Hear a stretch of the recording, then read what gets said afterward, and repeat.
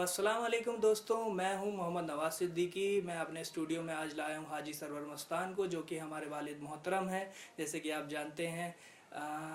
हाजी server Mastan, आप क्या कहना चाहेंगे? आज के नौजवान, आजकल के लड़के लड़कियों में शादी ब्याह का चलन ख़त्म होता जा रहा है, जो कि दोनों अशांत और पौड़ हो जाते हैं। इनमें माँ बाप का क्या शिकायत है?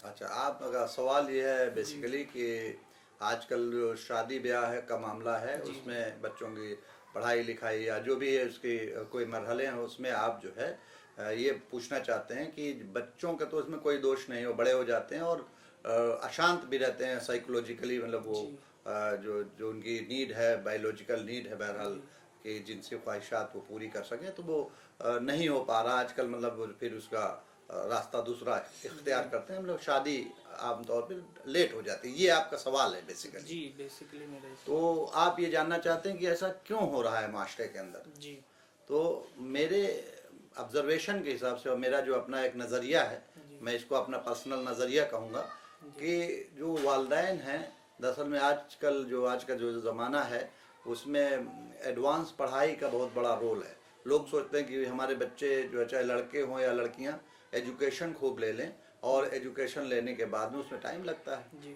मसलन आपने अपने बेटे को जो है MBBS करवाना है, तो उसमें MBBS में अच्छी खासी उम्र दरकार है।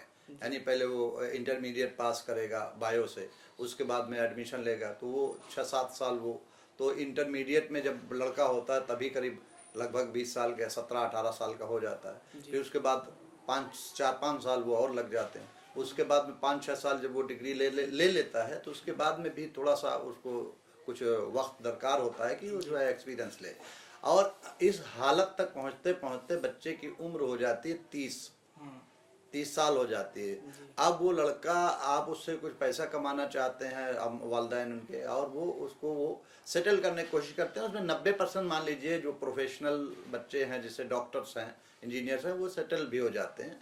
तो अब उनकी डिमांड ये होती है कि अब हमारे बच्चे को जो है लड़की चाहिए। अब लड़की वालों का मसला ये है कि वो भी पढ़ाई करवाते हैं अपने बच्चियों को। जी अब उनकी जब पढ़ाइयाँ होती हैं तो वो अपने बच्चियों को पढ़ाते हैं, ग्रेजुएशन करवा दिया, पोस्ट ग्रेजुएशन करवा दिया। उनका एक ये ख्याल है कि अगर हमारी बच्ची वेल एजुकेटेड हो जाएगी, वो उम्र की परवाह नहीं करते हैं, और वो उस उम्र की परवाह ना करने पे उसकी उम्र ढल जाती है।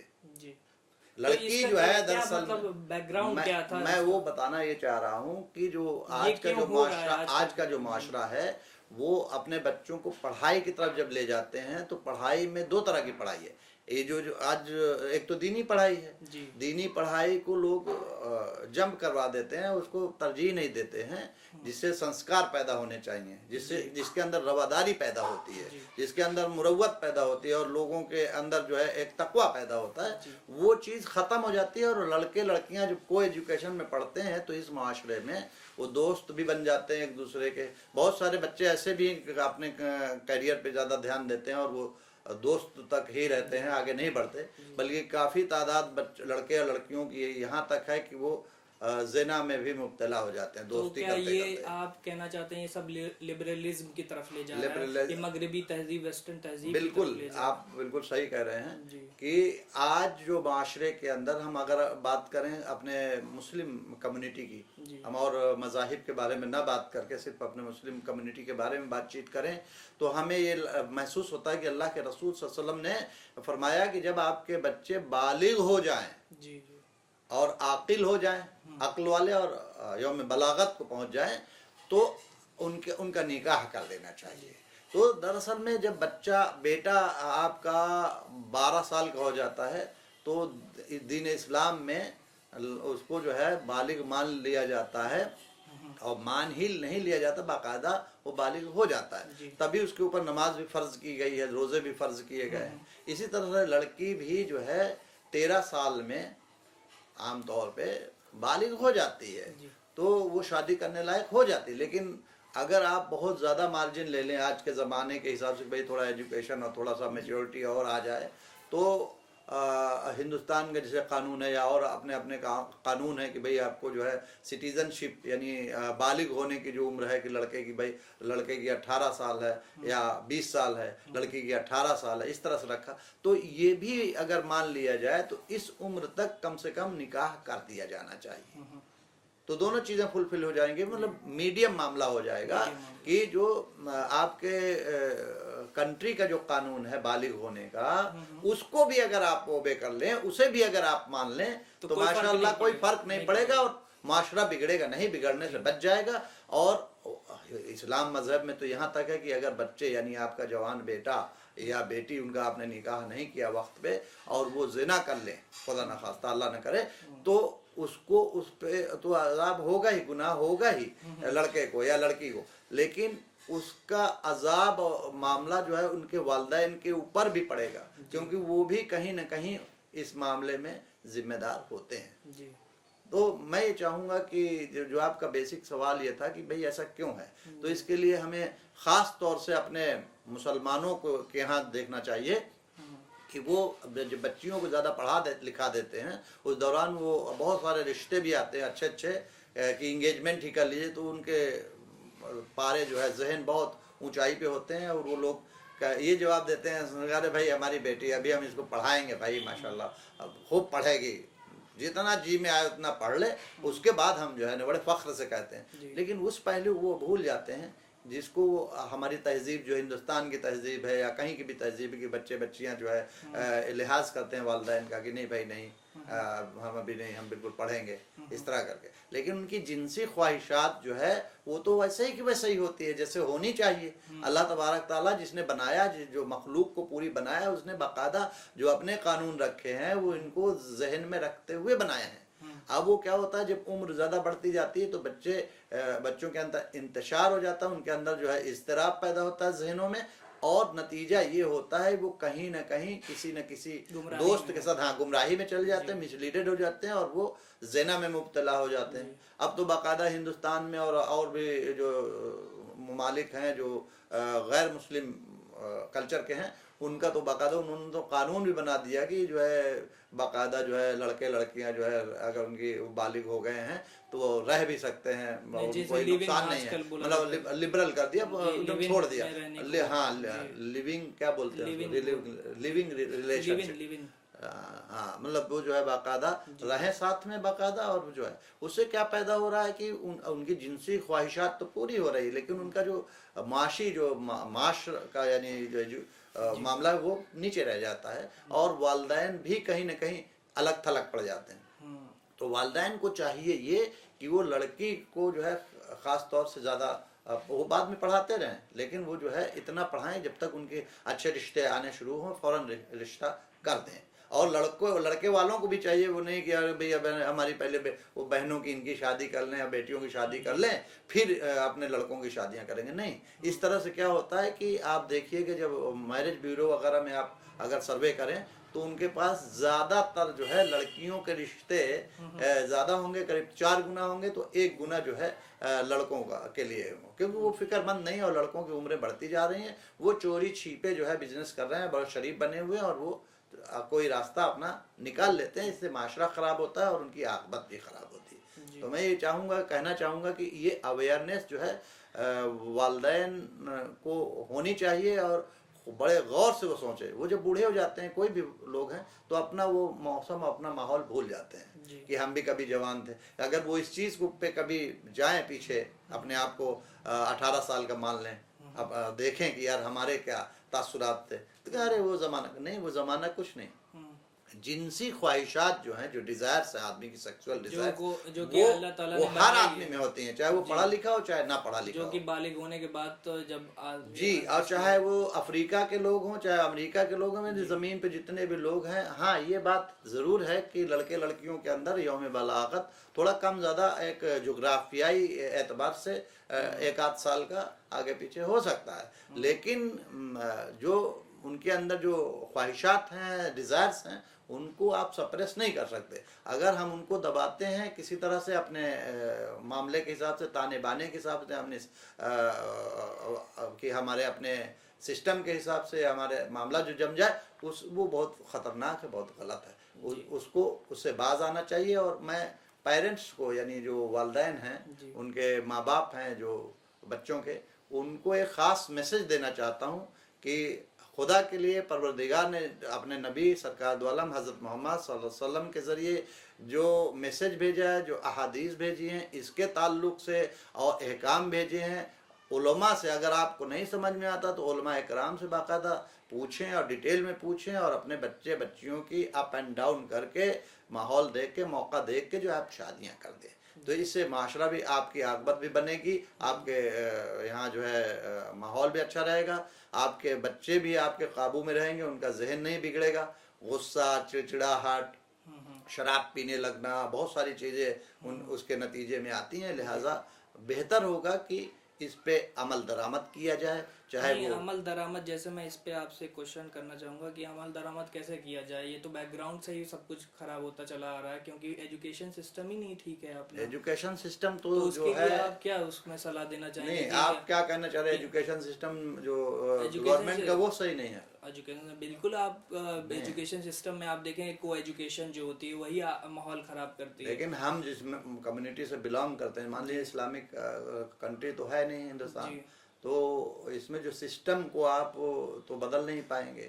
आप अपने माशरे को, अपने कम्युनिटी को, तो कम से कम हिंदुस्तान के संविधान में अल्हम्दुलिल्लाह ये एक चीज़ बरकरार है कि मुस्लिम पर्सनल लॉ, यानी जो आपके पर्सनल लॉ है, यानी इस्लामिक जो कानून है, उनको आप पामाल ना करें। कहने का मकसद ये है कि आपको एजुकेशन सिस्टम करते हैं, आप भी अपने मुसलमान हैं या मोमिन भाई हैं, वो भी अपने बच्चों को बहुत अच्छी बात आपने कही, मैं समझ गया आपकी बात। मैं आपकी बात समझ गया। नहीं, आप समझ तो गए, लेकिन मेरा क्वेश्चन पूरा हो जाने दीजिए। कि जैसे कि शैतान लग जाता है, चाहे आज जितना बचाइए आप अपने बच्चों को, आपने लड़की को भेज दिया या तो लड़के को भेज दिया, चाहे जितना वो अपने आप को परहेज करें, उसमें रखें पर्दे में, लेकिन वो आप ऐसे सिस्टम में पढ़ रहे हैं कि वो आपको मुलाकातें करनी पड़ेंगी, ये हो कुछ होगा चाहे जैसे हो। लेकिन मैं समझ गया आपकी बात। आप कहना यह है कि एजुकेशन सिस्टम को आप नहीं चेंज कर सकते, तो दोनों तरह के एजुकेशन सिस्टम्स हैं। मसलन को एजुकेशन, जिसमें लड़के और लड़कियां साथ में पढ़ते हैं, तो चाहे वो कॉलेज तक, डिग्री तक हो, यूनिवर्सिटीज हो, चाहे वो स्कूल्स हो, सभी जगह तो दरअसल में जो हिजाब का मामला है या अपना पर्सनल जो एक मैटर है, उसको अगर हमारी मुस्लिम लड़की है, हम उसको एजुकेशन देना चाह रहे हैं, तो हम तलाश करें कि जैसे स्कूलिंग टाइम तक हम ऐसी जगह पढ़ाएं जहाँ पे केवल एजुकेशन, मतलब कोई एजुकेशन ना हो, लड़कियों का ही हो। वहाँ पे हम कोशिश करें। और अगर नहीं है ऐसे इदारे, यूनिवर्सिटी, कॉलेजेस, तो उनको हम अपने लेवल पे, अपने माशरे में कंट्रीब्यूट करके और उसको हम इस्टेब्लिश करें बाकायदा ऐसे इंस्टीट्यूशंस जहाँ पे लड़कियों का बाकायदा जो है अच्छा मेयारी स्कूल हो, हाई स्कूल और इंटरमीडिएट तक हम उसमें पढ़ाएं। फिर जहाँ पे डिग्री का सवाल है, तो डिग्री के लिए भी हम जो है बच्चियों के अंदर इतनी अवेयरनेस हो चुकी होती है तब तक, है ना, कि उस लेवल तक, तो उससे पहले तो हम बच्चियों की शादियां करते, जिस पे आपका मेन सवाल था। वहाँ तक जब आप लड़कियों की शादी कर लेते, उसके बाद उनका शौहर है और वो हैं, तो फिर वो अपने आप ही मामला जो है आगे कंट्रोल के अंदर रहेगा, कंट्रोल के बाहर नहीं जाएगा। तो मेरा कहने का मतलब है कि लड़कियों की शादियां इंटरमीडिएट तक जैसे ही आप करवाते हैं, तब तक तो आपकी लड़कियां बिगड़ने के चांसेस नहीं हैं, क्योंकि आपने जो को एजुकेशन में नहीं डाला है।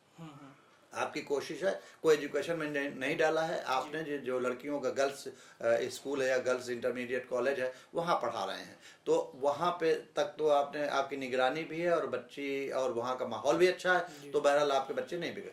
अब रहा सवाल कि माशरे का सवाल है कि उसमें जो है ग्रेजुएशन के लेवल तक जाने तक आप जाने देना चाहते हैं, आपकी बच्ची पढ़ी लिखी है और अच्छी है, होशियार है, आप आगे पढ़ाना चाहते हैं, तो इस बीच आप शादी कर दें और उसको उनके हवाले कर दें कि अगर आप अपनी बीवी को पढ़ाना चाहते हैं तो आप पढ़ाइए अपने लेवल पे, है ना। तो मैं समझता हूँ कि ये बहुत मामला आसान हो जाएगा और माशरे में, हमारी कम्युनिटी में ख़ास तौर से ये जो बीमारी है, ये जो बिगाड़ है, ये ख़त्म हो जाएगा इंशाअल्लाह। जी, एक छोटा सा ब्रेक ले लेते हैं यहाँ पे, थोड़ी देर के लिए आते हैं वापस। तो हम वापस आ चुके हैं अपने स्टूडियो में हाजी सरवर मस्तान के साथ, जो कि निकाह कबूल के मैरिज ब्यूरो जो चला रहे हैं उसके ओनर भी हैं।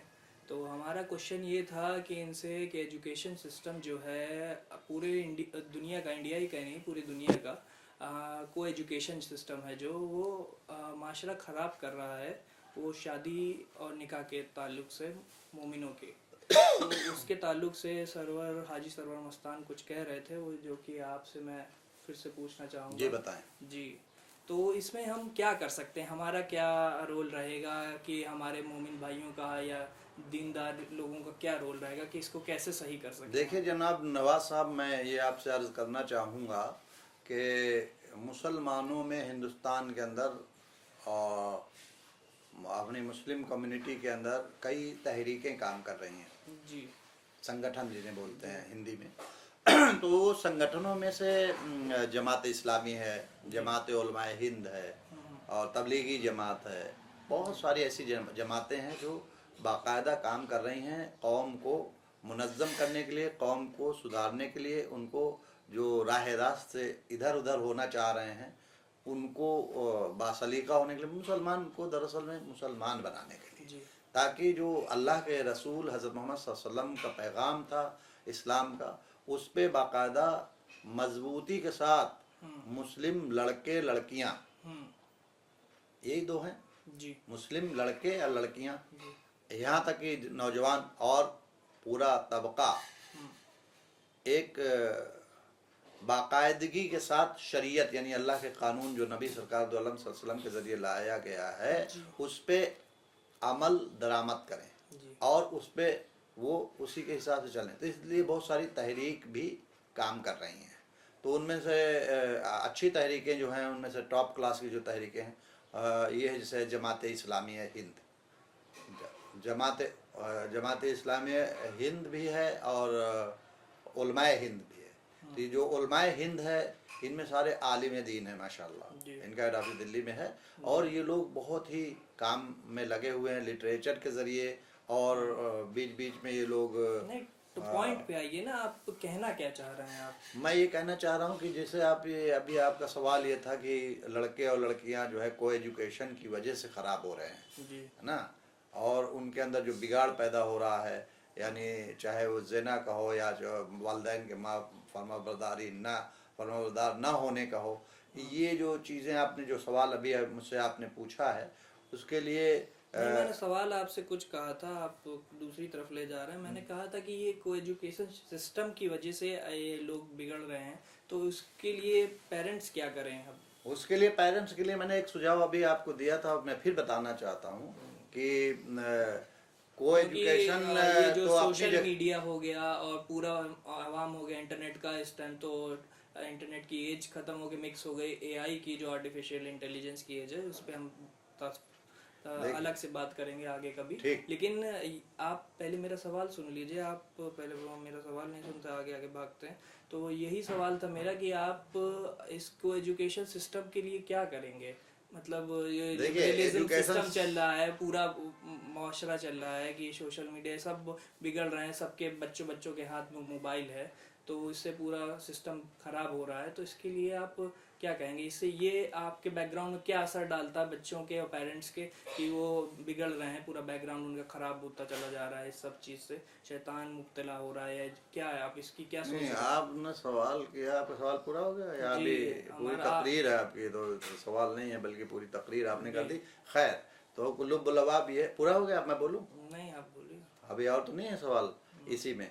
तो आपका ये कहने का मकसद ये है कि जो को एजुकेशन है या सोशल मीडिया पे जो आज का जो ट्रेंड है, जैसे हर घर में हर बच्चे के हाथ में, छोटे छोटे बच्चे के हाथ में भी मोबाइल आ गया है, बूढ़े जवान सबके हाथ में मोबाइल है और सोशल मीडिया है और इंटरनेट है। इस ज़माने में यानी जो बिगाड़ पैदा हो रहा है हमारे सोसाइटी के अंदर, ख़ास तौर में यूथ के अंदर, आम तौर पे मगर हमारी ये कोशिश होगी हम मुस्लिम कम्युनिटी की बात कर लें, लेकिन चूंकि पूरा माहौल एक जैसा है तो उसमें आप मुस्लिम कम्युनिटी को भी बचा पाना इतना आसान काम नहीं है। वो सारे लोग चूंकि लिबरल हैं और सब लोग पूरे माशरे में, पूरे हिंदुस्तान में रह रहे हैं, को एजुकेशन का जो सिस्टम है, एजुकेशनल सिस्टम, उसको भी आप मना नहीं कर सकते, न रोक सकते हैं। हमारी कोई ये हमारे अंदर पावर नहीं है कि हम उसको रोक दें, सिस्टम से हम लड़ जाएं। ये ज़रूर हम कर सकते हैं कि यहाँ पे एजुकेशन सिस्टम को अपने आप हम बाइफरकेट करें और अपनी कम्युनिटी के जो पहले से कोई एजुकेशन वाले नहीं हैं इंस्टीट्यूट, उनमें अपने बच्चे और बच्चियों का हम दाखिला करवाएं जी। जिनमें लड़के हैं सिर्फ कॉलेजेस के अंदर, लड़कियों का दाखिला नहीं है, उसमें हम लड़कों के एडमिशन्स करवाएं। और जो लड़कियों girls inter college, girls high school, जो गर्ल्स के खाली हैं, कोई एजुकेशन नहीं है, उसमें खास तौर से हम लड़कियों मतलब के हम लोग सेपरेट करें अलग अलग। हाँ, और उनमें हम चाहे जितना अच्छा इंस्टीट्यूट सुनाई पड़े कि वो है फला और कोई एजुकेशन है, तो उसमें हम बिल्कुल कतई ना जाएं, बायकॉट करें हम, उसको बायकॉट करें और उसमें हम ना जाएं। तो इस तरह से हम अपने आप को हमें अपने छोटे, मतलब आपका कहना क्या मतलब ये है कि आप अपने छोटे छोटे जो हमारे जो ज़्यादा पॉपुलर नहीं है, अलग से सेपरेट रहते हैं कि बॉयज़ का है सिर्फ गर्ल्स का है, उनको प्रमोट करें, तो वो चाहे जैसे भी हो।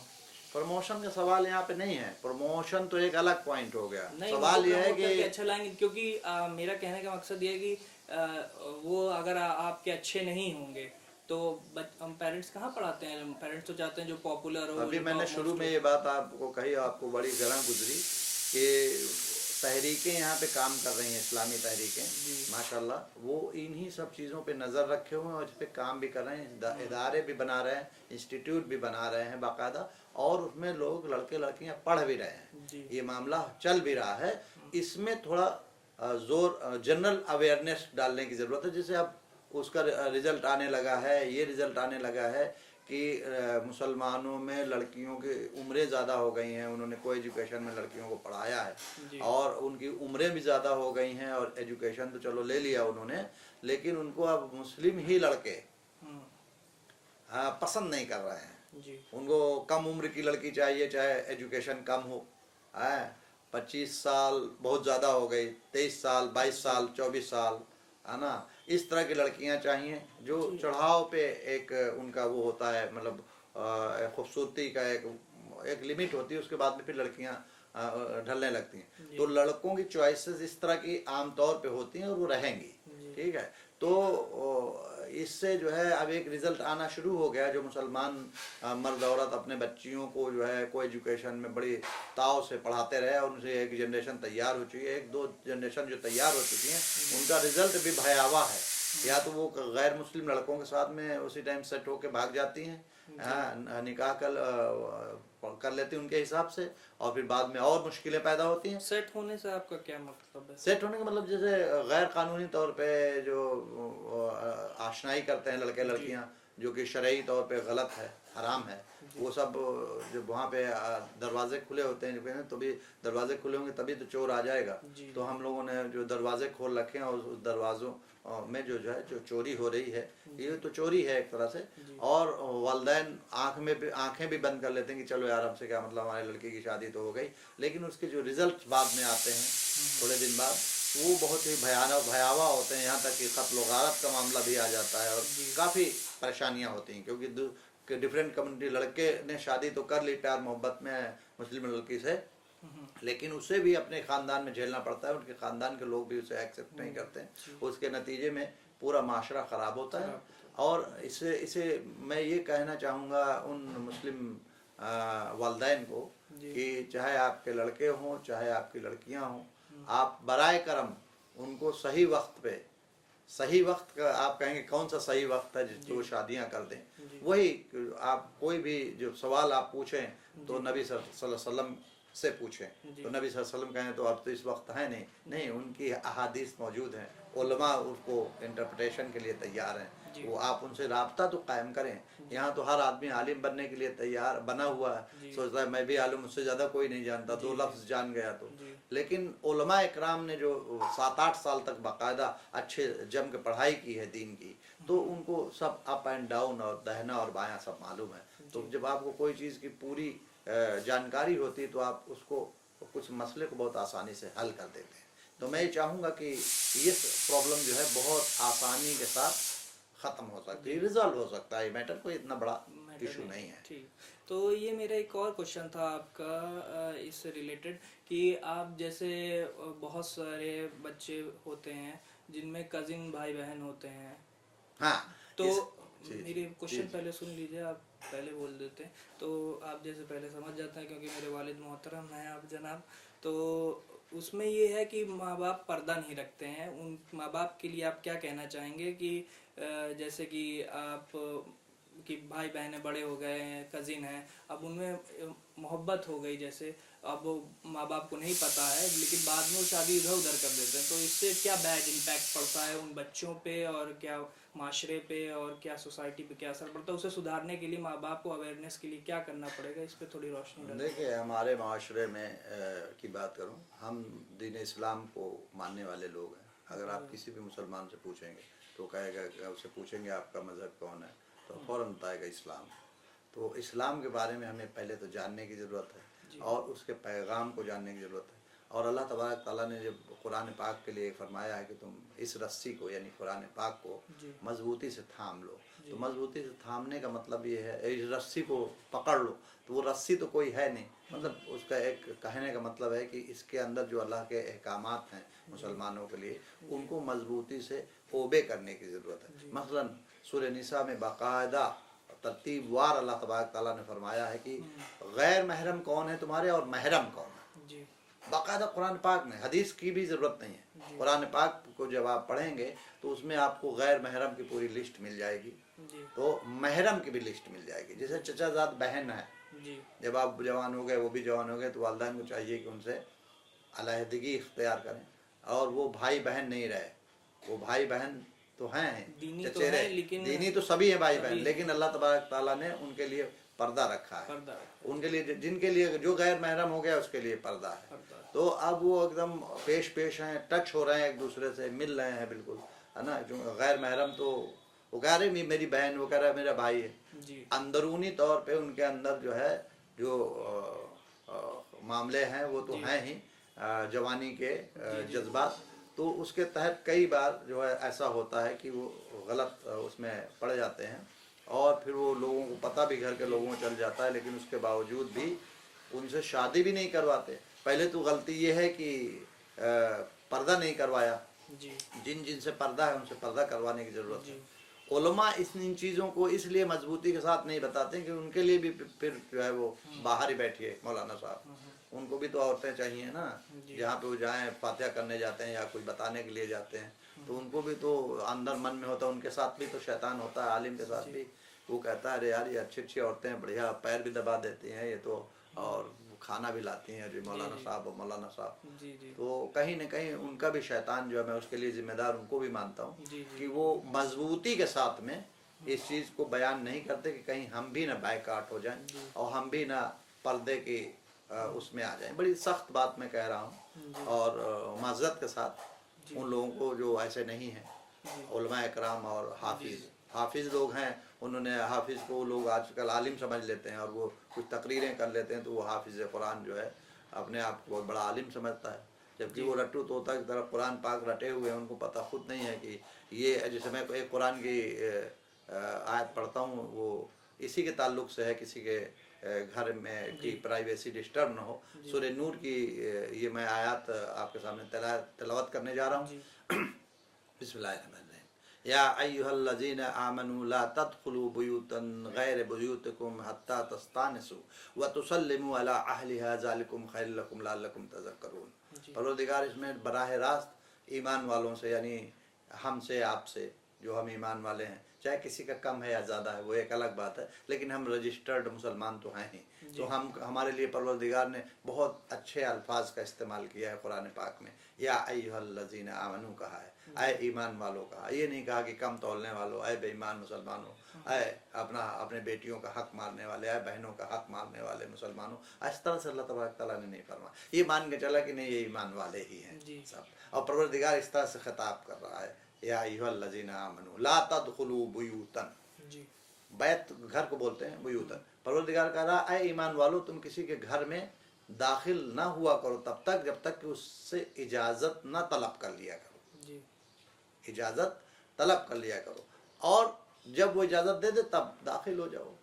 हाँ, वरना ना दाखिल हो, यही तुम्हारे लिए बेहतर है। परवरदिगार का सुझाव क्या है, परवरदिगार का मशवरा ये है ईमान वालों से इसके ताल्लुक से कि घर में बहुत सारे, आप गाँव में और आपने देखा होगा बहुत जगह लोग घुसे चले, मामू मामू मामू, मामू है भी नहीं सगे लड़कियों के बच्चियों के, जवान हैं, खुदा की कसम परले दर्जे के हराम खोर हैं ऐसे लोग जो किसी के घर में धड़ल्ले से घुसे चले जाते हैं। अरे हमारे लिए तो कोई मना है ही नहीं, अरे हम तो हमेशा से, अरे हमारा कोई वो थोड़ी है, हमारा कोई ऐसे मन में खोट थोड़ी है। जो लोग इस तरह की बातें करते हैं उनके मन में खोट, माज़अल्लाह अल्लाह ताला के जहन में खोट है। अल्लाह तबारक ताला ने कुरान करीम में अल्लाह के अल्फाज हैं, उन्हें बराह रास्त मुसलमानों को ताकीद की है। और या अल्लाह तबारक ताला ने जहाँ पे बराह रास्त मुसलमानों को तरगीब नहीं दी है तो कह दिया ये फरमा दिया है कि अतीउल्लाह व अतीउर रसूल, यानी कि तुम मेरा कहना मानो, मेरा हुक्म मानो और मेरे नबी का हुक्म मानो, अपने हुक्म के साथ साथ नबी का हुक्म मानो। तो नबी का हुक्म यानी हज़रत मोहम्मद रसूलुल्लाह सल्लल्लाहु अलैहि वसल्लम ने जो पैगाम दिया है हमको बाकायदा डिटेल में, वो भी सब अल्लाह का ही हुक्म है दरअसल में। तो कुल मिला के अगर हम कोई सवाल का जवाब जानना चाहते हैं, हम मीन्स मुसलमान भाई बहन, तो उलमा को आप कांटेक्ट कीजिए और उनसे ये कहिए कि आप एकदम कोई मन में ये ना रखिए कि हमारा आप लिहाज करें, साफ साफ हमें बताइए इसमें कुरान क्या कहता है या नबी सल्लल्लाहु अलैहि वसल्लम क्या फरमाते हैं। नबी सल्लल्लाहु अलैहि वसल्लम जो फरमाते हैं वो कुरान भी फरमाता है, एक ही बात है जी। तो इस तरह से ये मामला हम इसको रिजॉल्व कर सकते हैं और इसको हम मामले को दूर कर सकते हैं और अपनी आगबत को भी संवार सकते हैं जी जनाब। तो ये थे हाजी सरवर मस्तान साहब जो कि आज निकाह कबूल मैरिज ब्यूरो से थे, जो कि हमारे वालिद मोहतरम भी हैं माशाल्लाह। तो आज ये हमारे स्टूडियो में आया और इन्होंने बहुत ही अच्छा बयान किया निकाह के ऊपर। तो आज का बयान यहीं ख़त्म करते हैं, फिर इंशाल्लाह मुलाकात होगी आप लोगों से। अल्लाह हाफ़िज़।